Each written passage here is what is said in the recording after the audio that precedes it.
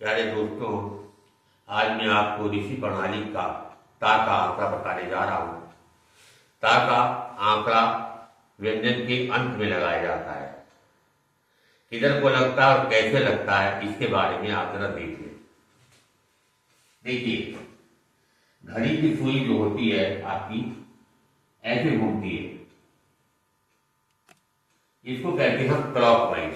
Clockwise में घड़ी की जिस तरीके से घूमती है उसकी सुई, तो ये कहलाती है clockwise direction. CLOCK, clockwise. Clockwise घूम रही है सीधी सीधी। और जब इसको हम जो है ऐसे घुमा दें उल्टा, तो ये कहलाती है एंटी क्लॉकवाइज। एंटी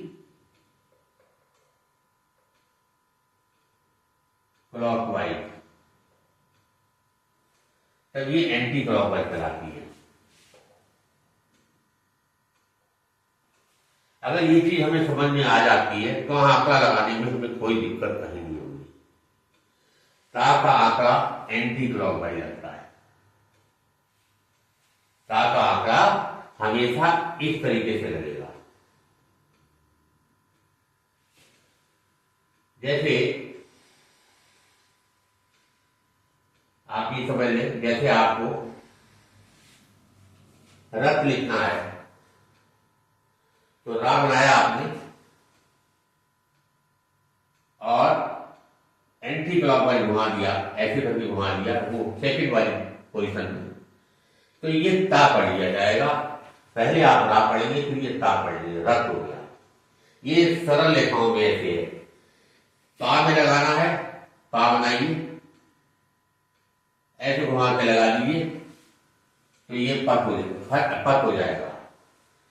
खा में भी सेम ऐसे लगाएंगे, मतलब ये घूमना ऐसे ही है।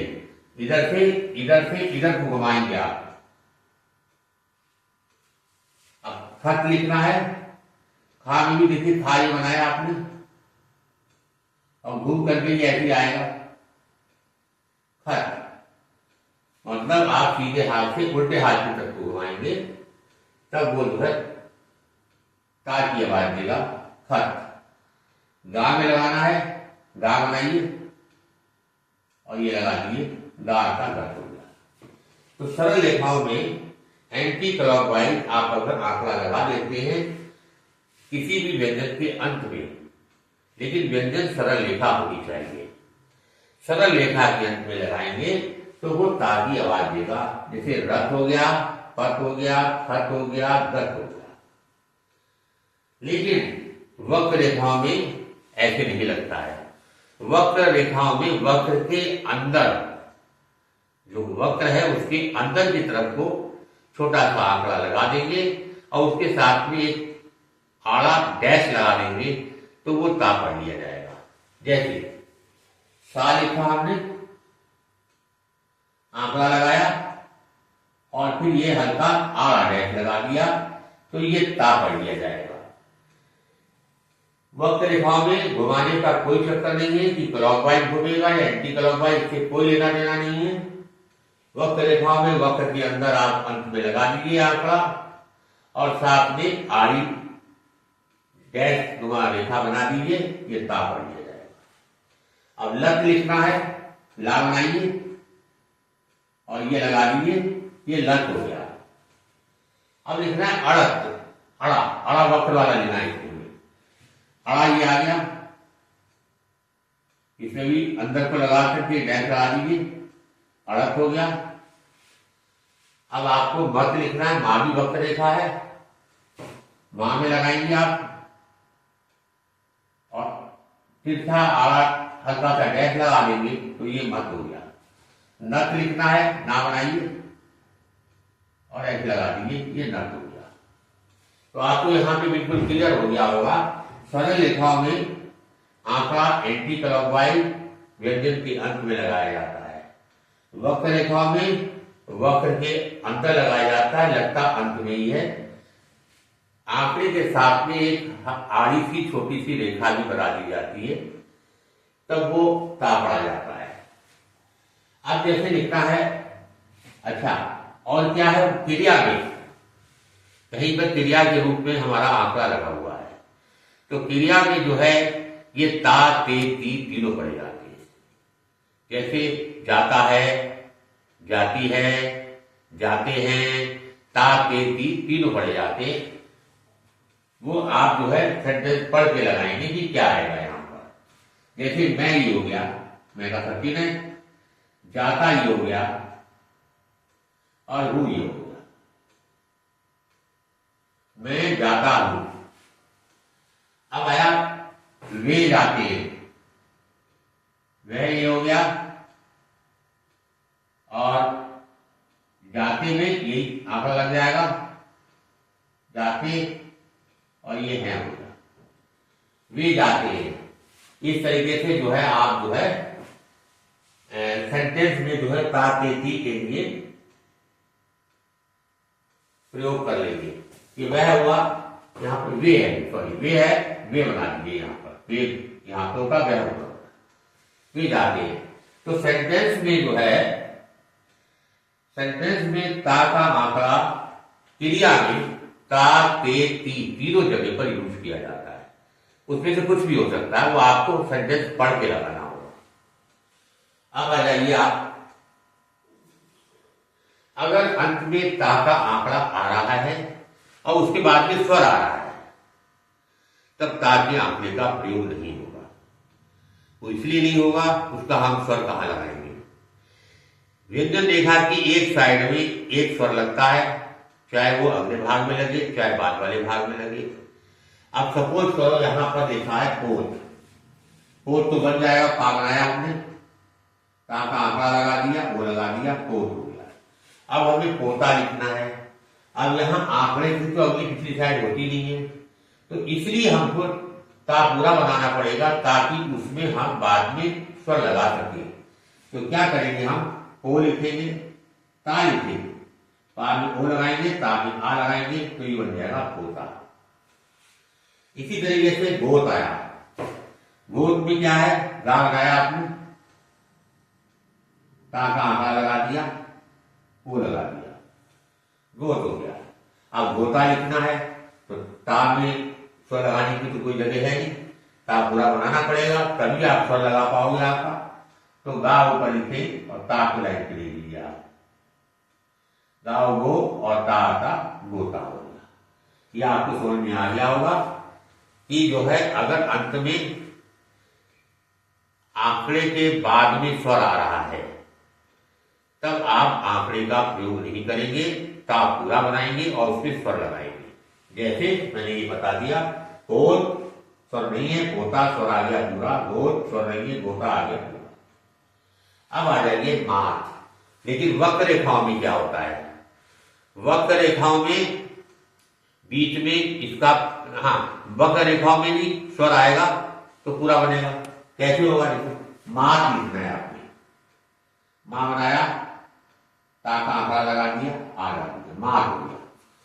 अब आपको लिखना है माता, ता के बाद स्वर आ रहा है, तो क्या करेंगे, मां बनाएंगे और ता बनाएंगे, मां में आ लगाएंगे, ता में आ लगा देंगे, ये हो जाएगा माता।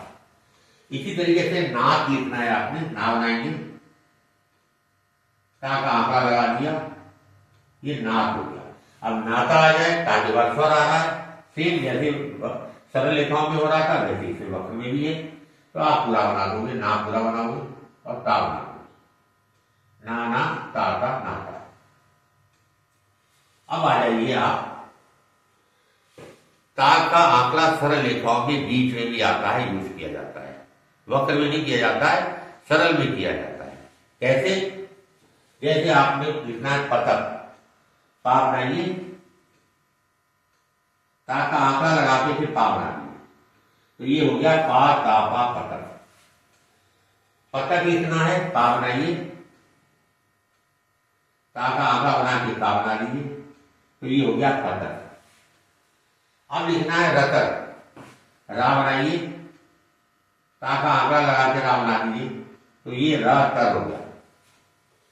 अब लिखना है आपने कतक, ता बनाइए, ता का आंकड़ा लगाइए, थोड़ा सा घुमाएंगे, नहीं तो पा पढ़ नहीं पाएगा। थोड़ा सा घुमा करके ले लेते हैं, ये आंकड़ा पढ़ लिया जाता है। का ता पा का। तो यहाँ पे हमने बता दिया आपको, सरल रेखाओं में बीच में अगर आंकड़ा आता है तो इस तरीके से आप प्रयोग करेंगे। अब देखिए, अब लिखना है जतन। आपको जा आपको मालूम है बनता है, ता का आंकड़ा ये लग गया और ना बन गया, तो जा ता ना जतन हो गया। अब बीच में आ गया जताना, लिखना है आपको, बीच में तो यूज होगा। तो यहां पे क्या है, आगे एक वर्ड और आ गया है, इसलिए हम इसको बना लेंगे, जा ता और ना। ता का आ ना के भीतर लग गया, ना के बाद आ लग गया।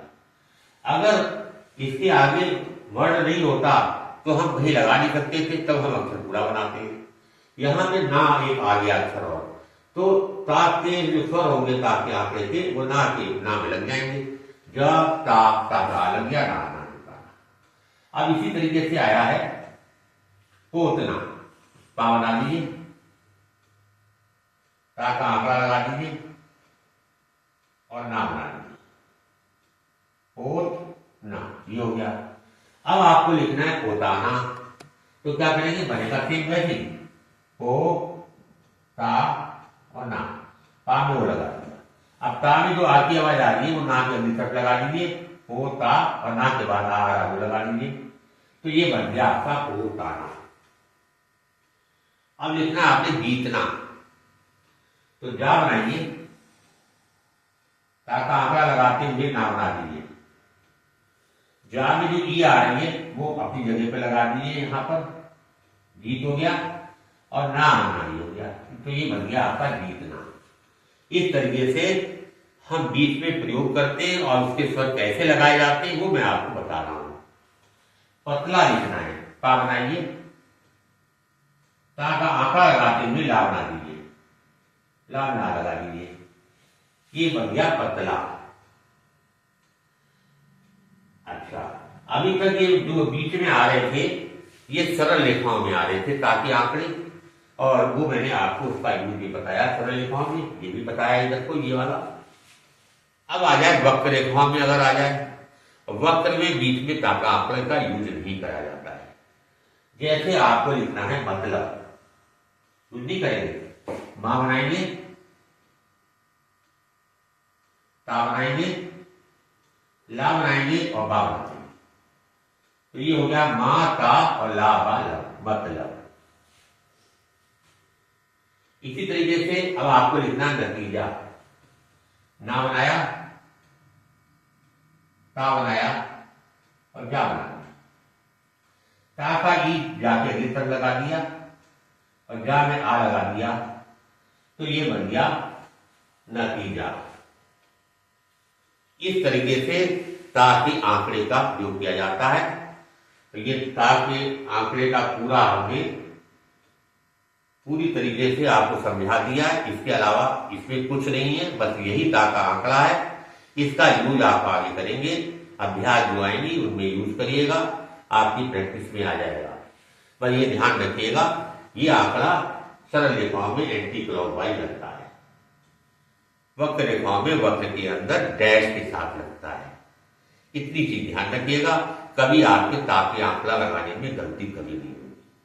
अगर आपको ये वीडियो अच्छी लगी हो तो लाइक करिएगा, सब्सक्राइब करिएगा और अपने दोस्तों को शेयर अवश्य करिएगा, ताकि वो भी इस वीडियो का फायदा उठा सके। धन्यवाद।